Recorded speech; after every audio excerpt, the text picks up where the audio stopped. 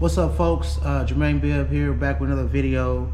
And in this video, I will be updating the Garmin Gns 430W system, and I'm just kind of going through a step-by-step of how I do that. In the Lance, we have a Gns 430W, and every 30 days or so, you have to update the GPS and the terrain if you have the package for that.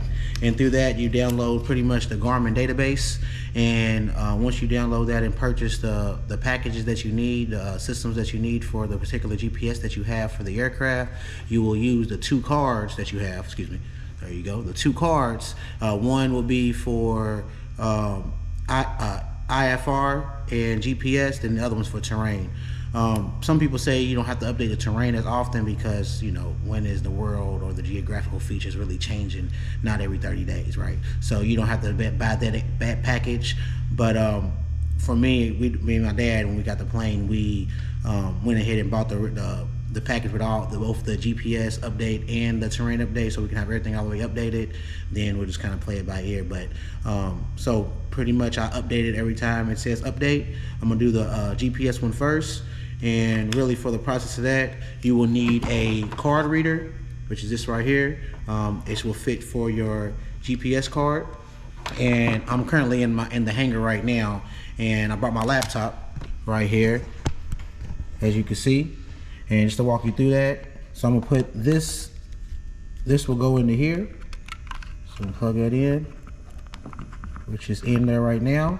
Then I will go to my dashboard and I will click the plane, and as you can see, it has like a little red exclamation point right there. It's pretty much saying I need to update it. And you can even click calendar if you see when these updates. So this one expired December 26, 2024, and along with the obstacles and terrain. Well, the terrain's up to date, but the obstacles, which will be the other card, that is expired as well. So I'm gonna update both of these. So I'm gonna continue, and as that loads the information that I need, it will pop up. And you will buy the package based off the GPS that you have, as I said before. So you see the navigation card popped up right there. If your navigation card does not pop up, that's either mean you got the wrong package for the GPS that you have, or your card reader is not working properly. So you can see my navigation card right there. I'm gonna go ahead and press continue, and pretty much it's as simple as that. You just update it, and it's updating.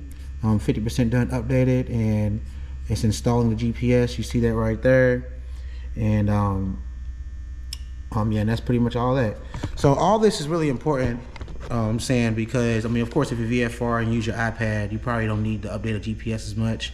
But if you have a GPS in your aircraft, I highly encourage you to get it, whether you VFR or IFR. Because I do instrument flying, I do want to keep this up to date as often as possible, because it does update the nav charts and the approach charts and all that stuff. Just for my instrument flying purposes. But like I said, if you're VFR, you probably don't need to update it as much or purchase the package that I have. But it's necessary for me as a instrument rated pilot who flies IMC often, or is on an instrument flight plan often. So once that's done updating, I will take it out and put it back in the plane inside the GPS.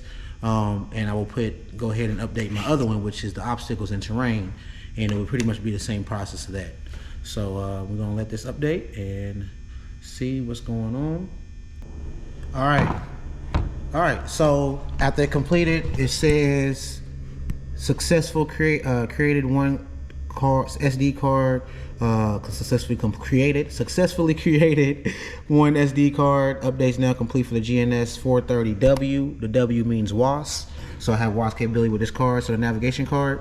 And then I will click done, and that will be it. And as you can see with the November 2245 Alpha, I still have a red exclamation point, so meaning something else is still out of date. And as you can see right there, this one is my obstacles and terrain. Well, not terrain's up to date, so you can see the green check mark right there, but the obstacles is out of date, expired December 26, 2024. So now we'll click on that one. And I'm gonna show you what it looks like when you try to update a different card that's not properly for the one that you're trying to update. So pretty much, I'm trying to update the obstacles, but I'm gonna keep my GPS IFR card in, and watch what happens when I go continue on that. Press done, and it took about 5 minutes for the GPS one to update. So then you go through the license agreement, and you press accept. So now it shows you what type of card is installed. And for me trying to try to do the terrain and obstacle card, it's saying that I need to insert the terrain data card, and the navigation card is the wrong type of card, which is currently what's in this reader right now. So that's the good thing about it. It will tell you. So I'll remove this, take that out, put it down, and I will use the obstacle and terrain card and insert that right there. And it should, there you go. There it goes, it popped up. Okay. Press continue. And there we go, back to it updating again.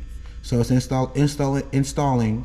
This one might be a little bit quicker just because not much has changed. And as you can see, it just flew right through it as we were right here looking at it. Update complete for the Gns 430W for the obstacle and terrain. Successfully created one SD card, and obstacles terrain card complete. Done. And this should go away. It's refreshing, and there it goes. It's a green check mark now. What I was telling you about the calendar view, it tells you how often it's about to update. So you can see that it's probably about to be another update again here at the end of the month or at the middle of the month. It says available January 16th. So that's tomorrow. So it should, a no cycle should, oh actually, oh that's my cycle of purchases. So I got that. January 23rd. Okay, so it expires January 23rd. So I will update that on the 23rd of January. Come back and take it home. I'm currently using my hotspot to update this in the hangar, or if you got cellular, you can do that with your computer. But that's pretty much the steps, man. If you have any questions, definitely comment below, and be more than happy to help. But the importance of updating the GPS, I think, is pretty important, especially if you're an instrument pilot flying IMC or even on an instrument flight plan. You want to make sure your database is always up to date, and that's just my take on that. So like I said, if you have any questions, definitely comment below. Thanks for watching this video. If you like the video, give me a thumbs up. If you're not subscribed already, go ahead and subscribe.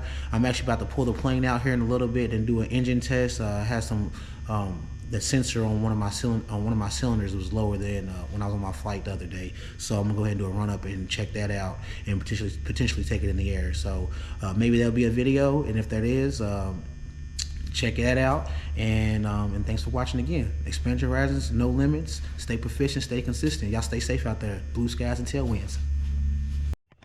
Okay, back real quick. I do want to show you how you remove and install these cards in your GPS if you've never done it before with the 430. And I think the whole 430 and the 530 series are all the same as far as having a thicker index cards or thicker SD cards. The newer versions of the Garmin GPSs have a small SD card, which is a smaller version of these. But in the aircraft, I have the 430 right here, so let's hop in.